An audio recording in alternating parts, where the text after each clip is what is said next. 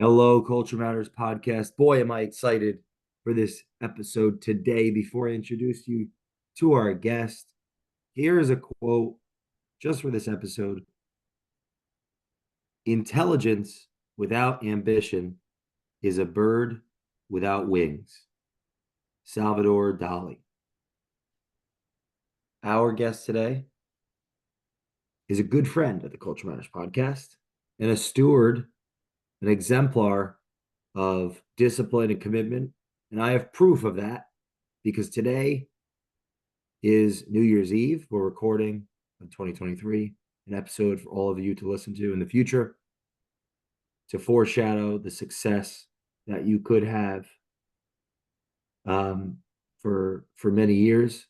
Dr. David Yerkes has been advising and coaching, mentoring people both in and outside of the institution of medicine around not only what to do, but how to think to influence what they do to better their lives as it relates to their health, their overall wellness, and currently also as a consulting organization for hospitals. I'm a hospitalist, and if you've heard him on the Culture Matters podcast, you know him well. But if you haven't, go listen to the many episodes we have together. So thank you, and of course, business partner John Huff. We've had some great conversations with both of them. Thanks for coming on the Culture Matters podcast early in the morning, New Year's Eve. I'm sure you have better things to do. Well, thank you for having me. Always, it's hard to not find time to come on the show and have a great conversation with you. So I appreciate you having me on, and I always look forward to our conversations. So yeah, thanks for having me. What do you think it could signal? Because you're someone that's worked hard your whole career, and now in your business. Um, what could it signal to our listeners that are listening right now, likely months or even years potentially down the road, to this conversation today that we're having on a day that I've done some research. I just got a text earlier, and I'll read it um, from someone. Happy New Year, last day of 23. No matter how good or bad, it was over. Tomorrow's the new year, yada, yada, yada. It was an awesome text. And I sent them back my agenda for the day. Like, the day's over at 11:59. So for me, and so my question is for those that are listening, months from now, years from now, what value, if any, do you think it has for them to hear what we were up to on New Year's Eve? Is this our new year, new me? Well, I think it's a lot of the same for you and I. But as far as what does it signal to people, I think it I think it shows what we value as individuals. And I think two of those things would be, we prioritize the things that we know are important in our lives. So this podcast is important to you. And so this, you're showing that value, that you hold this with value by doing this on New Year's Eve.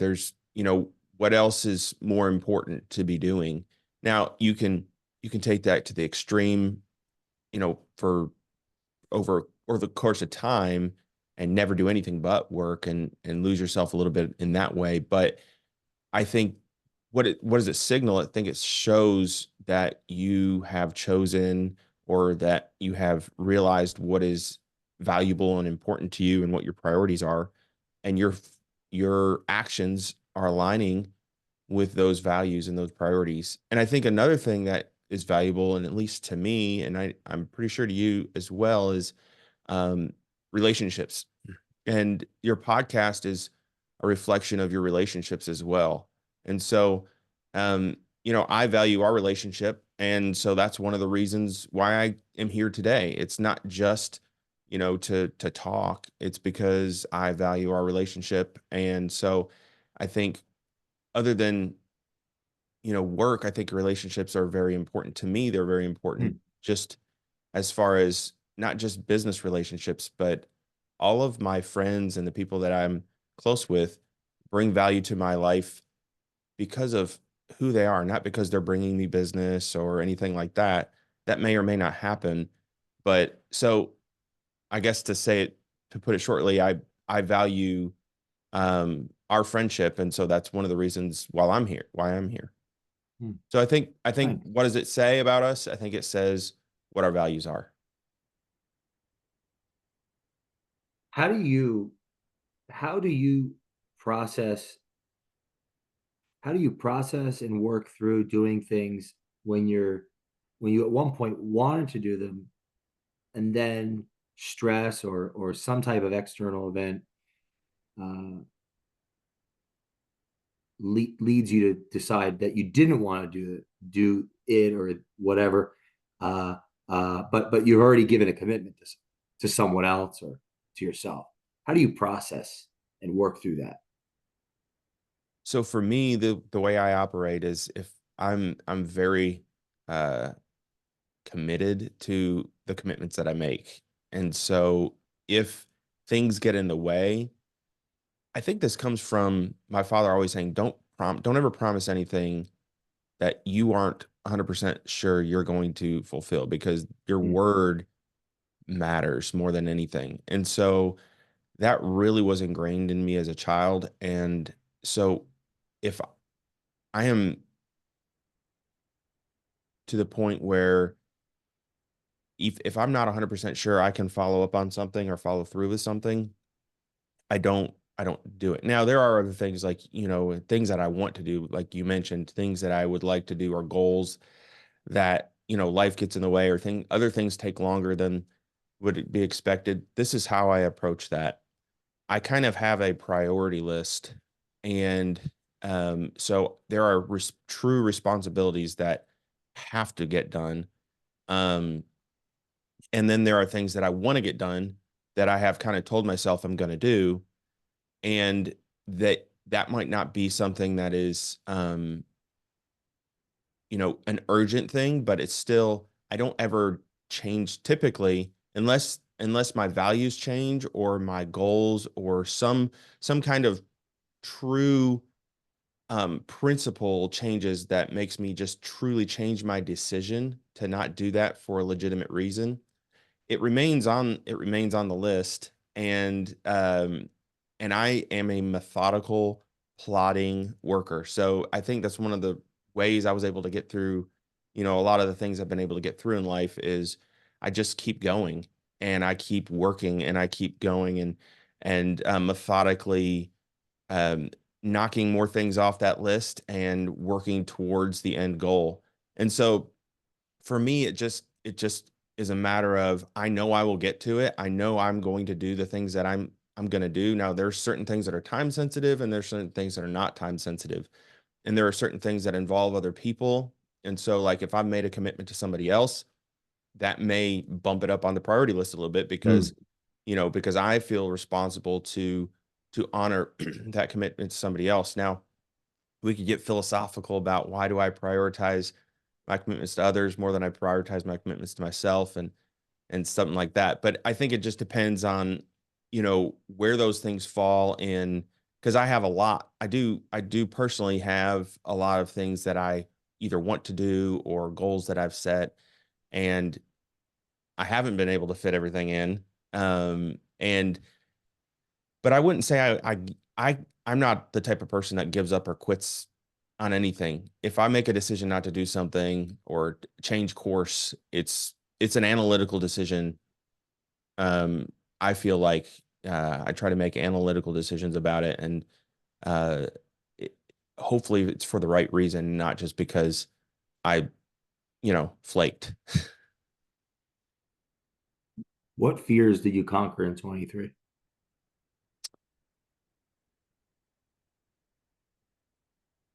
I think one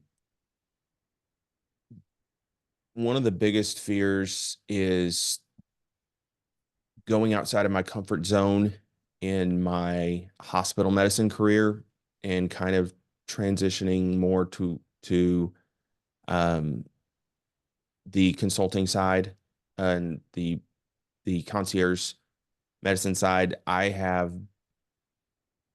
been doing hospital medicine for 12 years now, and was very well ingrained in my comfort zone in that. And it was, security, financial security, job security, something that I was very used to. And I went and basically went from a full-time position to a PRN or as needed position, which basically removed job security for me. And so that was and then I also took, because of that, there's a lot of, I could get into a lot of details on this that are not necessary, but ended up taking a job that provided a little bit of that security back, but also took away some other uh, securities. So but it allowed me to move forward in my business. And I think in 2024, it's going to be, because I was able to face those things that a lot of doctors, there are friends of mine that are, kind of view this as, man, this has worked out really nice for you. But it wouldn't have worked out nice if I hadn't taken the risk to get outside my comfort zone and do things that most people are not willing to do. Um, and so, yeah, it looks good, but I had to really, I had to, I had to take some risks in order to do that. And honestly, my wife and my family also have been very supportive, and without them, I wouldn't have been able to make those changes as well. So, um, I think with my primary job, I think that's where I've faced the most fears and risks, and been able to overcome that. And I'm starting to see some really positive outcomes from that. The listener that's like this close to taking the leap into their vision, their entrepreneurial move. What do you say to them? You're shaking them. Yeah, I think if they're doing it for the right reason and they're driven to be this person, because I feel like almost entrepreneurialism isn't for everybody. You kind of know it if you are that person.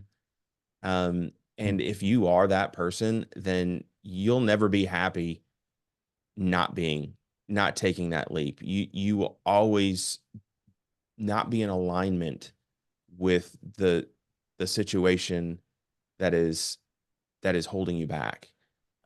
So so how terrible would it be to go through life in that, like staying in that situation because of fear, and not realizing, the person that you were basically meant to be, the true you. And that's kind of how I feel about myself. And I think entrepreneurs, I don't know what it is exactly that we have that we have, but we are not meant to be in a normal situation. And if you're that person, then you're never going to be happy if you don't take the chance and go for it. I know I wouldn't have been. Do you believe in the New Year's resolution? I think they can be good. I think it it gives us an opportunity to reflect.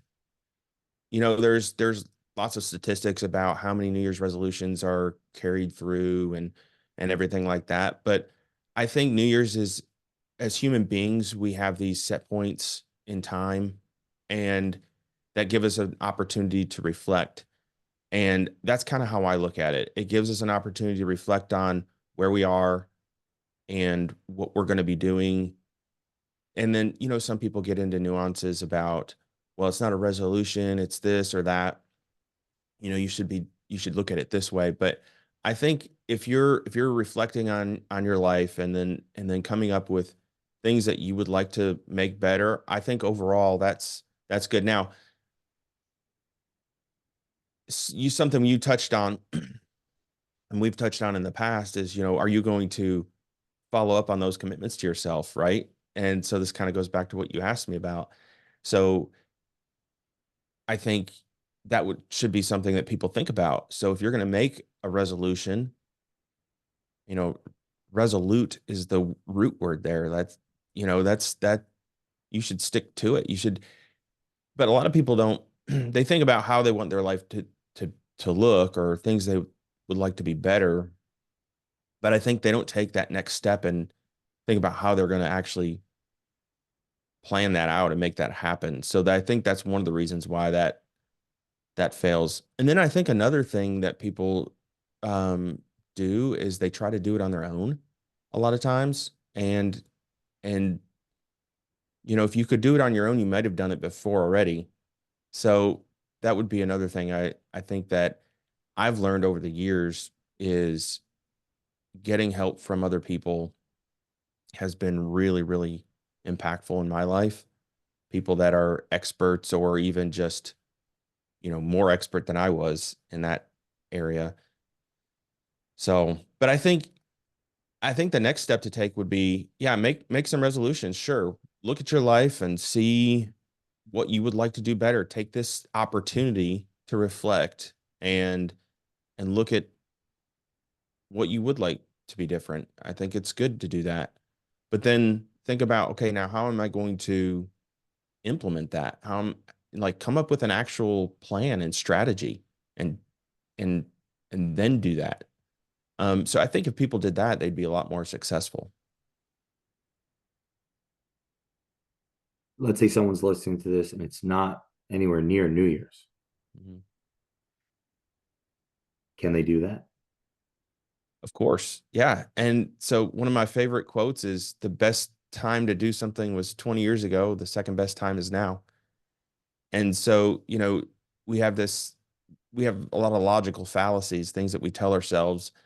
And, we wait till, certain times. That is one of the drawbacks of some of these set points, if you will, is we wait till Monday to start something, or we wait till a certain time. And if we don't do it at that time, we don't feel like it's necessary or effective. But the best time to start anything is, any positive change is now, immediately.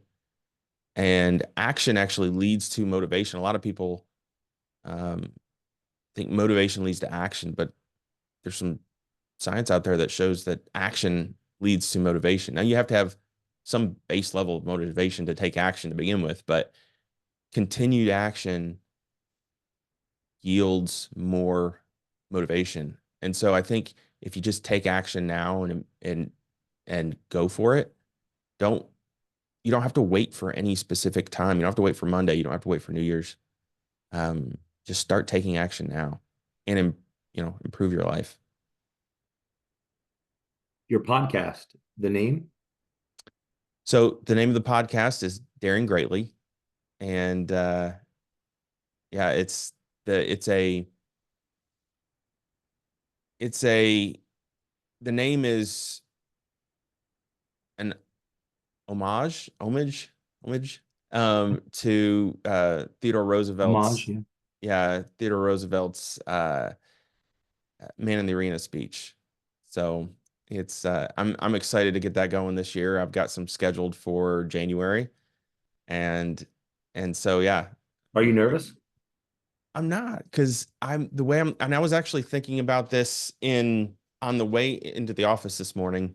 Really?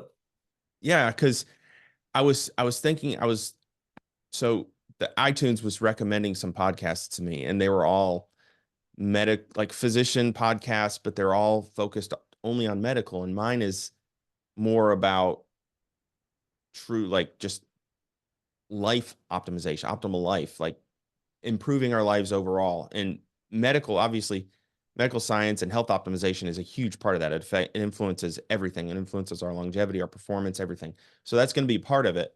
But it's not just about that. It's about, finances and relationships and, everything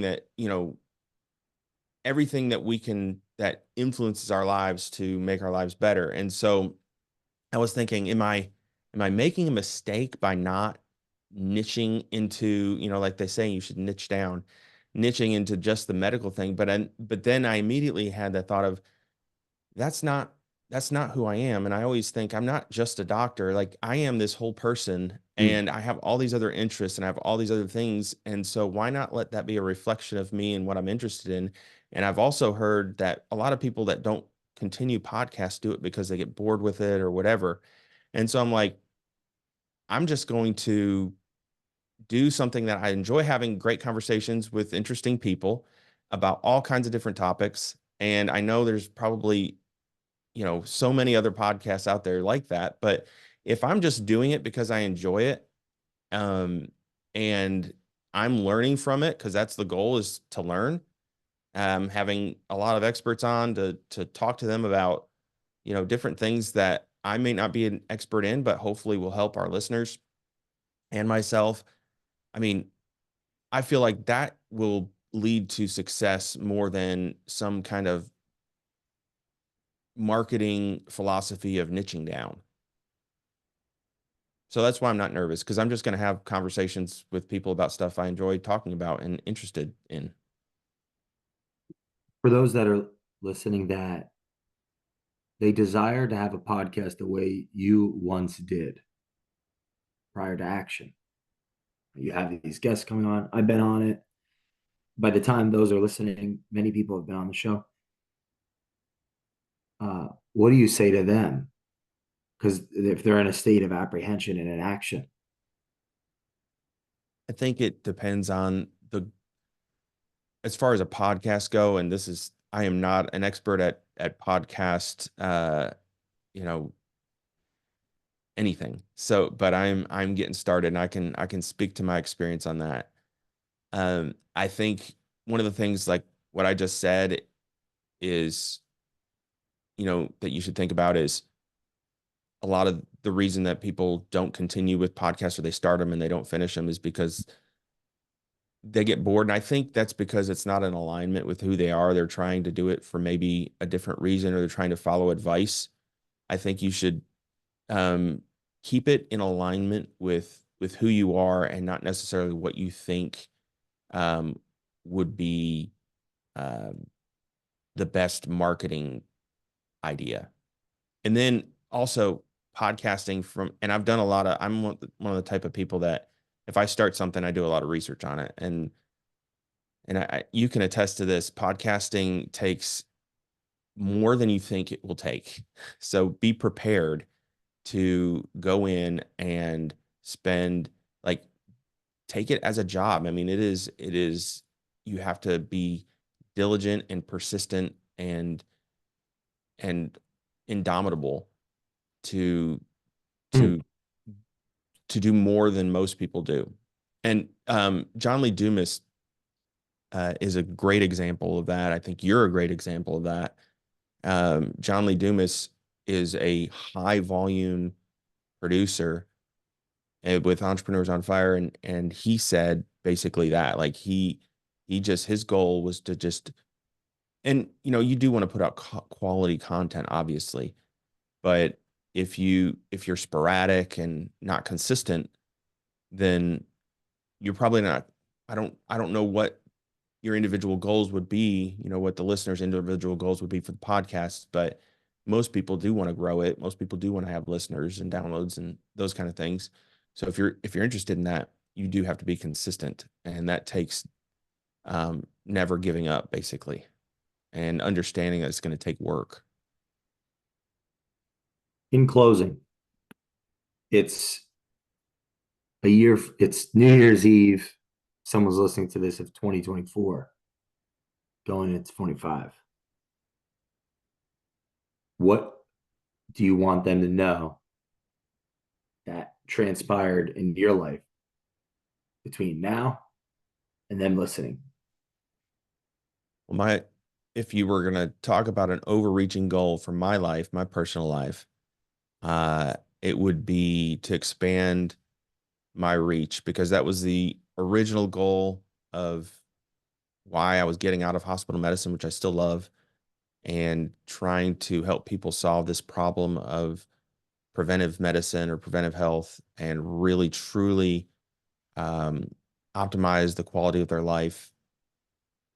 And so I would I would hope that they would see, uh, my reach expanded, because I feel like the more people that I can help, I feel like I'm obligated to reach more people with this message.